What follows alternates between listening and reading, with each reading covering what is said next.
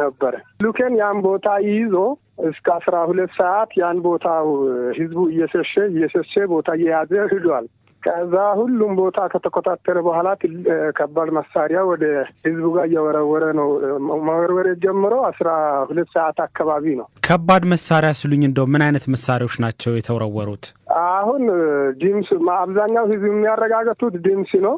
ግን ትልቅ ወይም ሞርተርን ዝቅተኛ ከሆነ ሞርተር ነው ካላውዱ 23 በዛ አካባቢ ይመስለኛል። በጣም ብዙ ኃይል ስለሆነ ህዝቡም በዛ ድምፅ ተደናግጦ ወደ ቦታም ሸሽቷል። ተቆርጠው የቀሩ አሉ። አሁን የእነሱ እጅ የሚገኝም አለ። ኃይሉ እስካሁንም ቦታም ይዟል እንጂ ወደ ኋላ የተመለሰ የለም። እነዚህ የሚሏቸው ኃይሎች በምን ያህል ብዛት በምን ያህል መጠን ነው ወደ አካባቢው የገቡት? አረ በጣም ብዙ ነው። ቦታው ሰፊ ነው። ኃይሉም በጣም ብዙ ኃይል ነው። አሁን ቁጥር ይሄ ሊባል የሚችል አይደለም።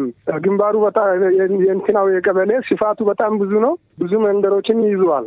ምን ያህል መንደሮች ተይዘዋል በአሁኑ ሰዓት? አሁን ሰዓት ብዙ ነው። እንደ መንደር ማለት ነው። አንድ ከ6 እና በዛ አካባቢ መንደሮችን ይዟል። ህዝቡ መሰብሰቢያ የሚሆኑ ማለት ነው። ቦታ ስፋት ግን ወደ አፋር ወደ 15 ኪሎ ሜትር ወደ ውስጥ ዘልቆ ገብቷል። በአራት አቅጣጫዎች ወደ መጋሌ ወረዳ አቶምሳ ቀበሌ ገብቷል ነው? ገብቷል። አዎ 15 ኪሎ ሜትር ያህል ድረስ ተይዟል ነው የሚሉኝ? ወደ አፋር ነው። አዎ ከዛ በላይ ነው አይደለም። እሱን እንደዚህ በስትሬቱ ሲታይ ነው እንጂ በስፋት ደረጃ ብዙ ቦታ ነው የያዙት። በዚህ 6 ቦታ አሁን እንደ መንደሮች ማለት ነው። ህዝብ መሰብሰቢያ የሚሆኑ ከቀበሌ ሴንተር እስካሁን አልያዙም። ግን ከሴንተር ውጭ ያሉ 1 ኪሎ ሜትር ሙሉ በሙሉ እነሱ ቁጥጥር ውስጥ ናቸው። ቶንሳ ነው የሚባለው ሴንተሩ። አሁን ህዝቡ ይዛም ነው ያናው አሁን ያልኩት አካባቢ የነበረ ህዝብ ተቆርጦ የቀረው አለ። ሌሎችን ወጥቷል። ምን ያህል ሰው ወጣ ከነዛ አካባቢዎች የነበረ በቁጥር ያውቁት ይሆን? አሁን እስከ ትናንትና እስከ ዛሬ ስለሆነ እስካሁን ተሰብስበው ቁጥሩ እንኳን ባይታወቅ ግን ብዙ ህዝብ ነው እዛ አካባቢ የነበረ። ተቆርጦ የቀሩም በዛም ብዛት ያላቸው ናቸው። የወጡት ሰዎች በአሁኑ ሰዓት የት ነው የሚገኙት? እዛ አሁን ያልኩት የቶንሳና አሮሪ የሚባል አካባቢ ወደ ታች ነው የወረዱት። በሰዎች ላይ ወይም በእንስሳት ላይ በመኖሪያ ላይ የደረሱ ጉዳቶች ስለመኖራቸው መረጃ አለዎት? ይህ ኃይል በእንስሳት ዱሮም እየገደሉ ሰዎችን የተወሰነ ጊዜ እየተኮሱ ግመሎችን በጥይት እየገደሉ ቆይተዋል። እሱን የአሁን ቁጥር የአሁን አዲሱ ነገር አይደለም። ብዙ ጊዜ እዛ አካባቢ ያለው ኃይል ከዚህ በፊትም እንደዚህ አድርጎ ነበረ። አሁን ግን ቁጥሩም በዚህ ያክል ነው የሚባል የተወሰነ ጊዜ በኋላ ሊረጋገጥ ይችላል። ግን አሁን ህዝቡ ገና ያልተረጋጋ ስለሆነ እነሱም ቦታው እንደያዙ ነው። ወደፊቱን እየሞከሩ ስለሆነ መለየት አይቻልም። ትናንትና 12 ሰዓት አካባቢ እንደሆነ ተኩሱ የተጀመረው ነግሮኝ ነበረ። እስከ ስንት ሰዓት ድረስ ቆየ? አሁንስ ቆሟል ወይ? አሁን ፊት ለፊት ነው ሰዎችን ያሉት። አሁን የተወሰነ እንትን አድርጎታል። ግን አሁንም ስጋት አለ። እዚህ በኩል የሚወጋ ኃይል ስለሌለ ነው እንጂ ቦታው ስለያዙት እነሱ ፍቃድ ስለሆነ የሚጀምሩትን የሚቆሙት የራሳቸው ስለሆነ ነው እንጂ ቦታው እንደተያዘ ነው።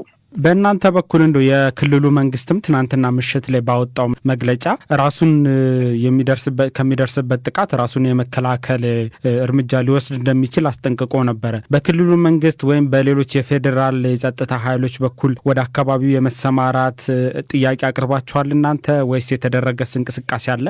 እኛ እስካሁን አካባቢ ያለው ሚሊሺያና አካባቢ ያለው ነገሮችን ህዝቡ ካልሆነ በስተቀር እስካሁን ወደዛ ያስጠጋ ነው ኃይል የለም። እንድረገብ ብለን ያኛው የያዙት ቦታ እንደያዘ ሆኖ ህዝቡን ለማውጣት ስራ ላይ ነው የተጠመሉት እንጂ እስካሁን ከክልል በኩልም ከፌደራል በኩልም ወደዛ የገባው ኃይል የለም። ከክልል መንግስት ጋር በተመለከተ እያደረጋችሁ ያላችሁት ግንኙነት አለ? ወደፊትስ እንደው እቅዱ ምንድን ነው? እኛም ያኛው የሆነው ነገር የመንገር ውጪ ማለት ነው እንደ ስትራቴጂካሊ ለእነሱ ጋር እስካሁን የተነጋገርነው ነገር የለም። ግን የሆነው ነገር ነግረናል። በክልል መንግስት በኩል ደግሞ በሰላም ጦርነቱን እስካሁን እንዳይከሰት ተብሎ ይመስለኛል ወደዛ የመጡ ኃይል የለም። አንደኛው ጉዳይ ትናንት የአፋር ክልል ኮሚኒኬሽን ባወጣው መግለጫ ላይ በንጹሃን የአፋር አርብቶ አደሮች ላይ የከባድ መሳሪያ ተኩስ እንደተከፈተ ነው የገለጸው። እርሶም እንግዲህ ነዋሪዎች ላይ ተኩስ ተከፍቷል ነው ያሉኝ። በሌላ በኩል የሚነሳው መረጃ ግን በአፋር ክልል ውስጥ የሚንቀሳቀሱ የሐራ መሬት ተብለው የሚጠሩ ወይም ራሳቸውን የትግራይ ሰላም ኃይል ብለው የሚጠሩ ታጣቂዎች ስላሉ ከነሱ ጋር ነው ይህ ግጭት የተካሄደው የሚል መረጃም የሚሉ አይነት ነገሮችም ይወጣሉ። እርሶ ስለዚህ ምን ይላሉ? እኛ ጋር አሁን የተያዙ ቦታውም አሁን ቶክሱም የተከፈተበት አካባቢ ላይ በዛ የሚባሉ ሰዎች የሉም።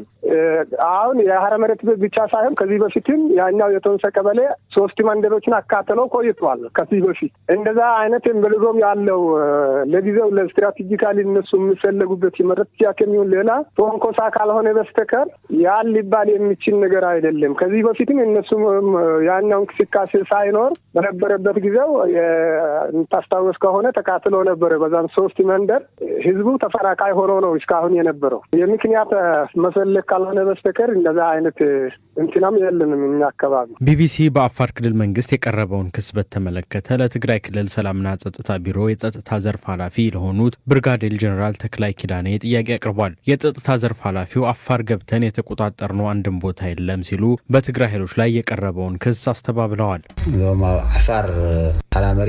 በአፋር ራሳቸውን ሐራ መሬት ብለው የሚጠሩ በተደጋጋሚ ከአፋር ኃይል ጋር ሆነው የተለያዩ ቦታዎች ላይ ጥቃት ሲፈጽሙ ነበር። የሰው ጉዳትም ደርሶብናል እናውቃለን። የደረሰውን ጉዳት ግን በሚዲያ መግለጽ አንፈልግም።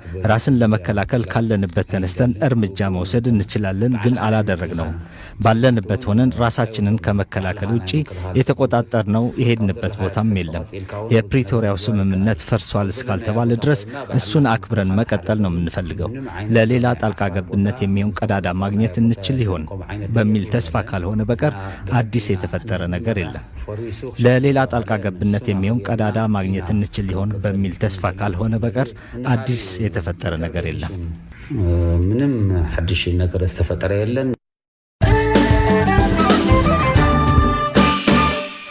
ለመሆኑ ትራምፕ እንደሚሉት በናይጄሪያ ክርስቲያኖች ላይ ጥቃት እየደረሰ ነው? ተጨማሪ ዘገባ አለን። ዶናልድ ትራምፕ በናይጄሪያ ከፍተኛ ቁጥር ያላቸው ክርስቲያኖች ሞትን ለማስቆም ጦራቸውን ጭምር እንደሚያዘምቱ የዛቱት በቅርቡ ነበር። ለወራት በዋሽንግተን ያሉ ፖለቲከኞችና የክርስቲያን ደህንነት ተሟጋቾች እስላማዊ ታጣቂዎች በናይጄሪያ የሚገኙ ክርስቲያኖች ላይ ስልታዊ የሆነ ጥቃት እየፈጸሙ ነው ሲሉ ይወነጅሉም ነበር። ነገር ግን ቢቢሲ የተመለከታቸው ሰነዶች ይህን አያረጋግጡም። በመስከረም ወር ላይ ኮሜዲያንና የቴሌቪዥን ፕሮግራም አቅራቢው ቢል ማሄር በናይጄሪያ ክርስቲያኖች ላይ ይፈጸማል ያለውን የዘር ማጥፋት ሲያብራራ ነበር። ቦኮ ሐራም የተባለውን ቡድን በመጥቀስም ከ2009 ጀምሮ ከ100,000 በላይ ሰዎች ተገድለዋል፣ 18,000 ቤተክርስቲያኖች ተቃጥለዋልም ብለዋል። በማህበራዊ ሚዲያውም ተመሳሳይ ቁጥር በስፋት ሲሽከረከር ነበር። በአቡጃ የሚገኘው መንግስት ግን ይህንን መረጃ ከእውነት የራቀ የሚጣረስ ሲል ውድቅ አድርጎታል። በናይጄሪያ የሚፈጸሙ ፖለቲካዊ ጥቃቶችን የሚከታተሉ ቡድኖችም እንዲሁ በናይጄሪያ የተገደሉ ክርስቲያኖች ቁጥር ከሚባለው በጣም ያነሰ ነው በማለት በእስላማዊ ጂሃዲስት ቡድኖች የበለጠ ጥቃት የሚደርስባቸው ሙስሊሞች ናቸው ይላሉ። የናይጄሪያ የደህንነት ጉዳዮች ተንታኝ የሆነችው ክርስቲያን አኒ ክርስቲያን ስሟ ነው፣ በክርስቲያኖች ላይ ጥቃት ሲሰነዘር የነበረው ሽብር የመፍጠር ሰፊ ስልት አካል ሆኖ እንጂ ክርስቲያኖች ሆን ተብሎ ጥቃት እየደረሰባቸው ነው የሚሉ መረጃዎችን ማረጋገጥ አይቻልም ትላለች። ናይጄሪያ በአገሪቱ የተለያዩ አካባቢዎች ከጂሃዲስቶች ጥቃት በተጨማሪ የተለያዩ የደህንነት ስጋቶች ያለባት ሀገር ነች። እነዚህ የደህንነት ስጋቶች ደግሞ የተለያዩ ምክንያቶች እንዳሏቸው መሳት አይገባም ስትልም ታስረዳለች ክርስቲያን። የአገሪቱ 220 ሚሊዮን ህዝብ በሁለት እምነቶች መካከል የተከፈለ ሲሆን ሙስሊሞች በብዛት የሚኖሩት ተደጋጋሚ ጥቃቶች በሚፈጸሙባቸው የአገሪቱ ሰሜናዊ ክፍል ነው። የቴክሳስ ሴናተር ቴድ ክሩዝ በናይጄሪያ ክርስቲያኖች ላይ ጥቃት እየተፈጸመ ነው ከሚሉት ወገን ናቸው። እንደ እርሳቸው ገለጻ ከሆነ ከፈረንጆቹ 2009 ጀምሮ 50,000 ክርስቲያኖች ተገድለዋል፣ 18,000 ቤተ ክርስቲያኖች ተቃጥለዋል፣ 2,000 የክርስቲያን ትምህርት ቤቶች ወድመዋል። ቴድ ክሩዝ ይህንን የዘር ማጥፋት ከማለት ይልቅ በእስላማዊ ጂሃዲስቶች የሚፈጸም የጅምላ ግድያ ብለውታል። ትራምፕም ይህንኑ የሴናተሩን ቃል በመጠቀም ናይጄሪያን የተዋረደች ሀገር በማለት ያንኳሰሱ ሲሆን የአገሪቱ መንግስት የክርስቲያኖች መገደል እንዲቀጥል ፈቅደዋል ሲሉም ከሰዋል። ነገር ግን አሜሪካ በእነዚህ ቡድኖች ተገደሉ ያለቻቸው ክርስቲያኖችን ቁጥር ለማረጋገጥ አስቸጋሪ ነው። ሴናተር ክሩዝ የጠቀሱት በናይጄሪያ የሚንቀሳቀስና በአገሪቱ ያለን የሰብአዊ መብት ሁኔታ የሚከታተል መንግስት ያልሆነ ድርጅት እንደ አውሮፓውያን አቆጣጠር በ2003 ያወጣውን ሪፖርት ነው። ምንም እንኳ ድርጅቱ ከቢቢሲ የቀረበለትን ጥያቄ ባይመልስም ክሩዝ የተጠቀሙት ቁጥር ከድርጅቱ ሪፖርት ጋር በቀጥታ የሚገናኝ ነው። ኢንተር ሶሳይቲ የተሰኘው ይህ ድርጅት በአሜሪካ ፖለቲካ ውስጥ ተጽዕኖ ፈጣሪ መሆኑን ያህል የግልጽነት ችግርም እንዳለበት ከዚህ ቀደም ያወጣቸው ሪፖርቶችን የተመለከቱ ሁሉ ይገልጻሉ። ይህ ድርጅት ከ2009 ጀምሮ በጂሃዲስቶች ከ100 ሺህ በላይ ክርስቲያኖች ተገድለዋል ይላል። በእነዚህ ዓመታት 60 ሺህ ለዘብተኛ ሙስሊሞች መገደላቸውንም ያትታል። ይህ አሃዝ ብዙዎች አለቅጥ የተጋነነ ነው ይላሉ። በገለልተኛ ወገን ለማረጋገጥም አስቸጋሪ ሆኗል። ኢንተር ሶሳይቲ ድርጅት ይህን ቁጥር ያገኘሁት የክርስቲያን መገናኛ ብዙሃን ዘገባዎችን ተጠቅሜ ነው ይላል። ቢቢሲ በኢንተር ሶሳይቲ የተጠቀሱትን 70 የሚዲያ ሪፖርቶች ሲመለከት ግን የሞቱ ሰዎች ቁጥር 3000 ብቻ መሆኑን መረዳት ችሏል። ይህም በ2025 ተገደሉ ከተባሉት በግማሽ ያህል የቀነሰ ሲሆን የተወሰኑ ጥቃቶችም በተደጋጋሚ ተቆጥረው ተገኝተዋል። ኢንተር ሶሳይቲ ድርጅት ክርስቲያኖችን የሚገድሉት ቦኮ ሐራምና የፉላኒ አርብቶ አደሮች መሆናቸው ይናገራል። ነገር ግን አብዛኞቹ ሙስሊም የሆኑት የፉላኒ አርብቶ አደሮች እንደ ጂሃዲስት መግለጽ በናይጄሪያ ውስጥ ውዝግብ ያስነሳል። በጉዳዩ ላይ ጥናትና ምርምር የሰሩ ባለሙያዎች በአብዛኛው ከፉላኒ አርብቶ አደሮች ጋር የሚኖር ግጭት መነሻው የግጦሽ መሬትና የውሃ እጥረት እንጂ ሃይማኖታዊም አይደለም።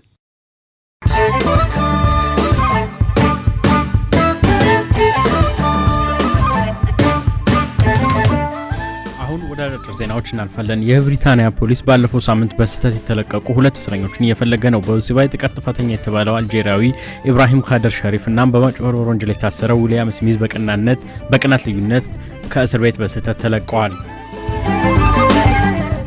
የሜክሲኮ ፕሬዝዳንት ክላውዲያ በህዝብ መርሃ ግብር ላይ ጉንተላ ያደረሰባቸው ግለሰብ ላይ ክስ ሊመሰረቱ መሆኑን ተናግረዋል። ማክሰኞ ዕለት ይፋ የሆነ በስልክ የተቀረጸ ተንቀሳቃሽ ምስል በሜክሲኮ ከተማ ብሔራዊ ቤተመንግስት አቅራቢያ ባለ መንገድ ላይ ከደጋፊዎቻቸው ጋር ሲነጋገሩ ያሳያል።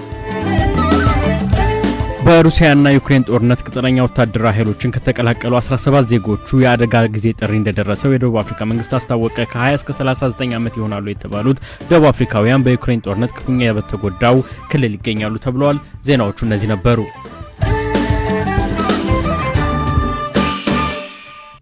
በወዲያኛው ሳምንት ከወደ ሐረርጌ አቶ አየለ ተስፋዬ ግዛው የሚባሉ አርሶ አደር አንድ በሬ በ600 ሺህ ብር መሸጣቸውን ሰማን።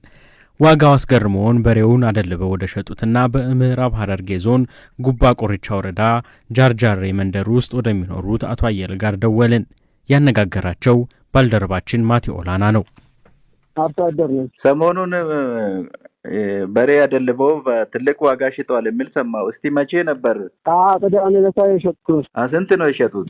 600 ሺህ ነው የሸጠው። በሬውን ገዝቶ ነው ያደለቡ ወይስ የራስዎት ነበር? ገዝቼ ነው ያወፈርኩት። ስንት ገዝቶ ነው በዚህ ዋጋ የሸጡት? በዛን ጊዜ 200 ሺህ ነው። 7 ወር አብቼ በ120 ሺህ እላው ላይ ጨርሼ እንደዛ የተሸጠው። አንድ በሬ ብቻ ነው ወይስ ብዙ ነበር የሸጡት? ቅዳሜ ዕለት አንድ በሬ ብቻ ነው። በቀን 3 ጊዜ በአህያ እየተጫነ ነው የምናወጣቸው። ስንት ዓመት ሰሩ በሬ ማደለብ? በሬ ማደለብ ከጀመርኩ 4 ዓመት ነው። እየሸጥኩ እያደለብኩ እየሸጥኩ እየተመልሼ እየገዛው። በአንዴ ስንት በሬ ነው የሚያደልቡ? አንድ ነው። አቅም የለኝም። አንድ በሬ ነው የምደልበው። ይሄኛው 600 ሺህ አንድ በሬ ሲሸጥ ምን ተባለ? ሪካርድ ነው? ትልቁ ዋጋ ነው? በእናንተ አካባቢ እንዴት ነው የታየው? በትልቅ ነው። በቃ ትልቅ፣ በእኛ አካባቢ በጣም ትልቅ ነው ዋጋ ነው። ማን ነው የገዛውት በሬውን? ነጋዴ ጀነበ ይባላል። ነጋዴ ነው የገዛው?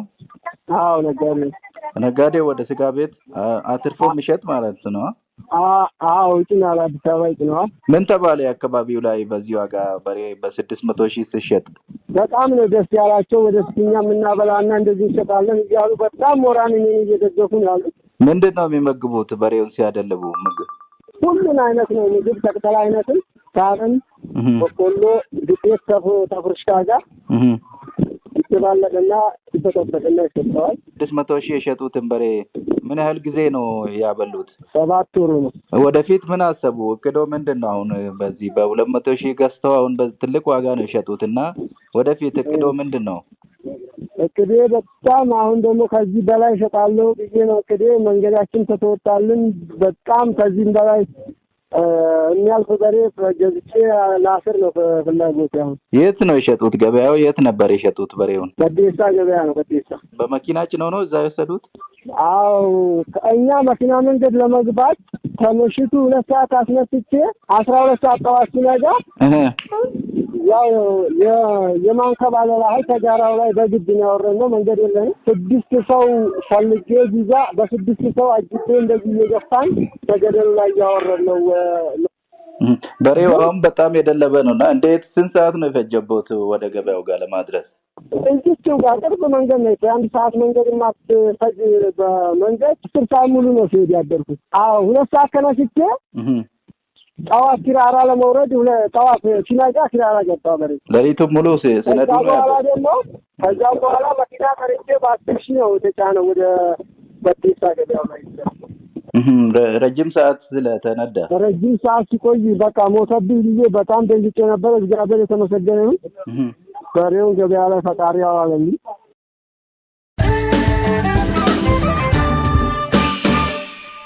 በጀርመን በጽኑ ህሙማን ክፍል ውስጥ ይሰራ የነበረ ነርስ 10 ህሙማንን በመግደልና 27 ሰዎች ላይ ደግሞ የግድያ ሙከራ በማድረግ ወንጀል ጥፋተኛ ሆኖ በመገኘቱ የዕድሜ ልክ እስር ተፈረደበት። አቃቤ ሕግ ስሙን በይፋ ያልገለጸው ይህ ነርስ ስራውን ለማቅለል በሚል የህመም ማስታገሻ ወይንም የእንቅልፍ መድኃኒት የተሰጣቸው አዛውንት ህሙማንን መድኃኒት በመስጠት እንዲሞቱ አድርጓል ብሏል። ነርሱ ይህንን ወንጀል የፈጸመው እንደ አውሮፓውያኑ ከታህሳስ 2023 እስከ ግንቦት 2024 በምዕራብ ጀርመን ባለ ሆስፒታል ነው። መርማሪዎች ነርሱ በሙያው ላይ እየሰራ በቆየባቸው ዓመታት የታዩ አጠራጣሪ ጉዳዮች ላይም ተጨማሪ ምርመራ እንደሚያደርጉ ተገልጿል። ነርሱ እንደ አውሮፓውያን አቆጣጠር በ2007 የነርስነት ሙያ ስልጠና ከወሰደና ካጠናቀቀ በኋላ ከ2020 ጀምሮ ተቀጥሮ ይሰራ ነበር። አቃቤ ሕግ አቻን ለሚገኘው ፍርድ ቤት ሲያስረዳ ከፍተኛ እንክብካቤ በሚፈልጉት